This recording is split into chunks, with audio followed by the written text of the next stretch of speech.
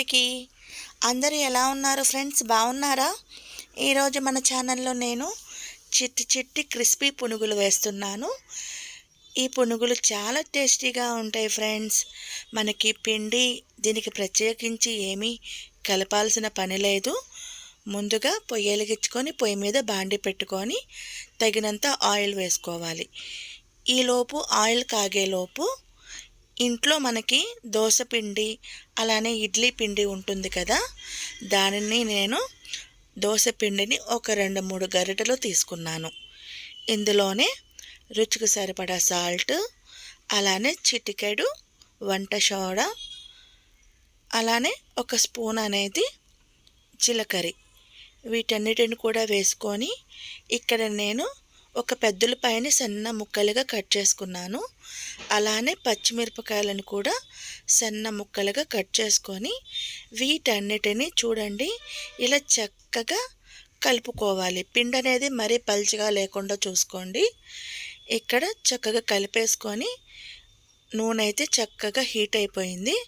ఇలా కొంచెం కొంచెం పిండి తీసుకొని చిన్న చిన్న పునుగులు లాగా వేసుకోవాలి.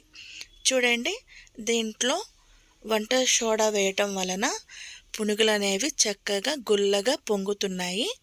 ఇలా పిండి మొత్తాన్ని కూడా చిన్న చిన్న పునుగుల్లాగా వేసుకోండి.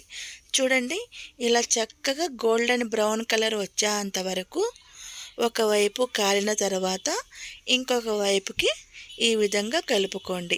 మనకి ఎప్పుడూ దోశ పిండి ఇడ్లీ పిండి అనేది ఉంటుంది కాబట్టి ఎక్కువగా ఇడ్లీ దోశ తిని తిని బోరు కొట్టకుండా ఈ విధంగా అదే పిండితో కొంచెం ఇలా వేసుకొని తినండి, చాలా బాగుంటాయి. ఈరోజైతే మా ఇంట్లో ఇవే చేసుకున్నాము.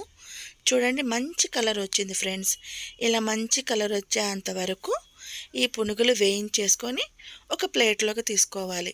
ఇప్పుడు మిగిలిన పిండిని కూడా ఇదే విధంగా బోండాలు వేసుకొని చక్కగా ఫ్రై చేసేసుకున్నాను.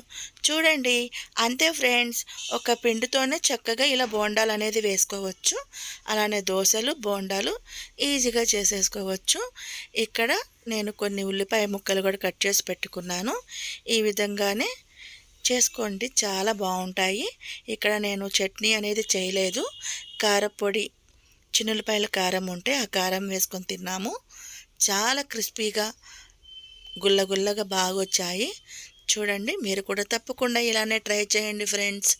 నా ఛానల్ కనుక మీరు మొదటిగా చూస్తూ ఉంటే లైక్ చేయండి, షేర్ చేయండి, నా ఛానల్ని సబ్స్క్రైబ్ చేయండి. బాయ్.